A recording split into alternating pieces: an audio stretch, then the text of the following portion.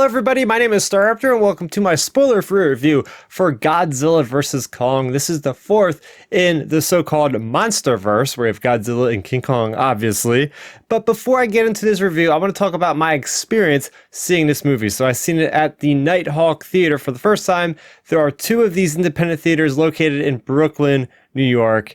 And man, oh man, this is my first experience with a sit down and eat dinner while watching a movie experience, and this place was awesome because first off, before I even got inside the theater, I was walking through the halls and there's different kind of movie posters, classic movie posters. I've seen the classic 1977 Star Wars poster, and I knew this place is going to be awesome. They have all these little VHS tapes at one point in this one wall, and even the holiday special wasn't a VHS tape. Yeah, that's right. The thing that was hated by George Lucas on CBS in 1978 that was created. Never seen the light of day since, unless you have YouTube. And in this case, somebody got it from the TV and recorded and put it in its own custom case. So that was really cool.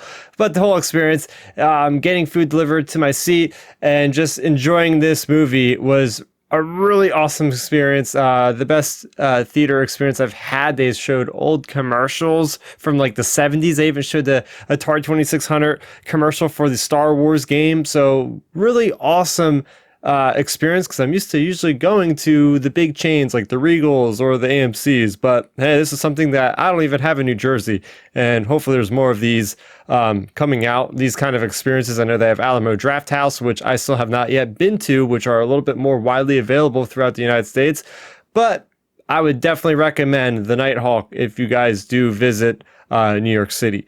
So with that being said, let's get into my review proper for Godzilla vs. Kong. And I have liked the films in this series so far. We had Godzilla for 2014. We had Kong Skull Island, which still, spoiler alert, remains my favorite out of these four movies. And we also had Godzilla King of All Monsters, which was the previous film in this franchise. So getting into it, this film is really just an avenue. The plot is just an avenue to get these two monsters fighting against one another. If you've seen the trailers, then that's what you know, what you can expect. Godzilla vs. Kong.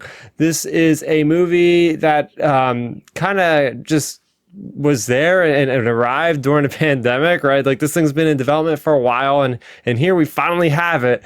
And it does what it needs to do. I think what it does really well is building up Kong as a sympathetic character, as a sympathetic creature, because I really was rooting for Godzilla in this. Godzilla as a character or as a monster, even from that Matthew Broderick movie, which is the one in the early 2000s that came out that I really enjoyed, even though looking back now, it was probably a terrible movie. I still like Godzilla in that movie. And so Godzilla, it's like he breathes radiation. Like, of course he's going to clobber Kong, right? But no, it's not as easy as that. And we build up Kong very sympathetically in this. There's lots of cool connections with this character that is deaf. And that storyline is great, with her having communication with Kong in a certain manner. I would say the way they introduce Kong and his environment from Kong Skull Island is very surprising and definitely throws a wrench in the equation. The environments that are being fought in, there's a lot of action, obviously, in this movie. You go to the Arctic, right? Then you go to, as you see in the trailer, they're fighting on top of aircraft carriers in the middle of the ocean. Then there's different things in other cities that I won't mention because I do believe that is a spoiler.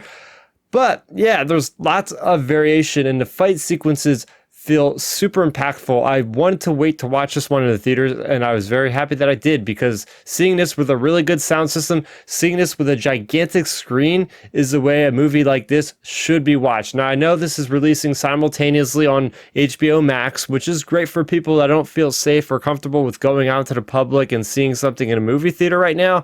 But still, if you have the means, if you would like, I would definitely say go to see this, because it will have those fight scenes emphasized to an even greater degree.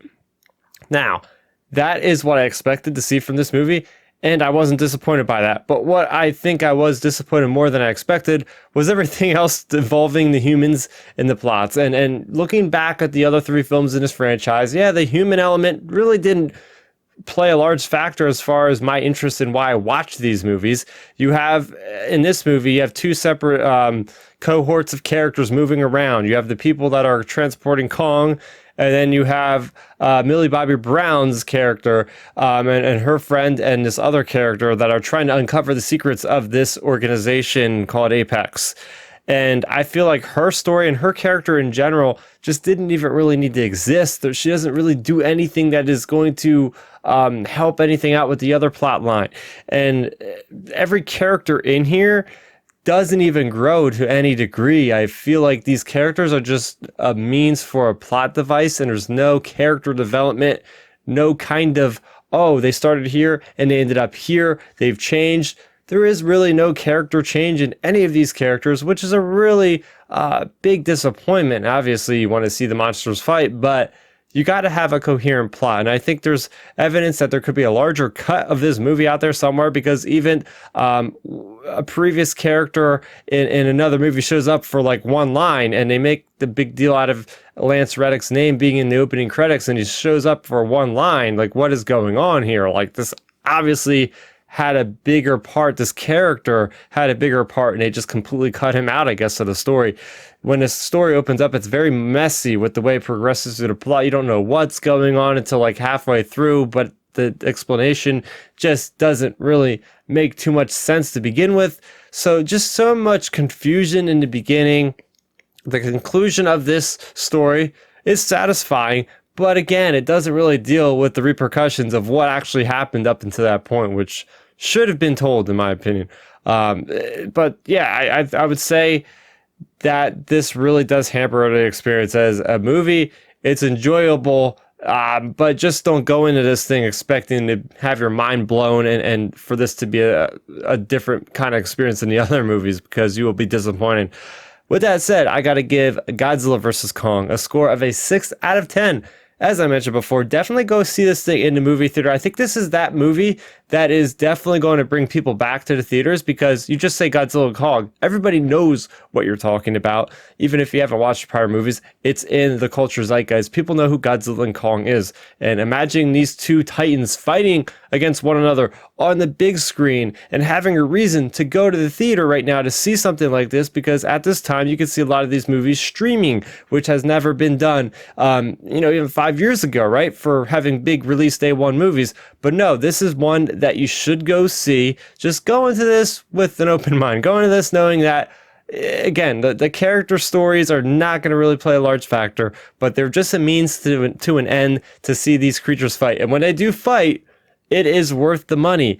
The sound effects, the visuals, the way that you just feel the impacts. And that's the test for me. If there's a good fight scene, if I can kind of feel those impacts, the slow-mo, just to build up to these hits, then it's a win for me. So that is going to do it for my review of Godzilla vs. Kong. Did you guys see this one? I know this video is coming out a little bit later than I usually do for my videos, but I did want to go see this in the theater. Let me know in the comment section down below for more on my reviews for movies and TV and much more. Make sure you go ahead and subscribe to the channel so you never miss another video. That is going to do it for me, Starrapter. Thank you so much for watching, and bye-bye.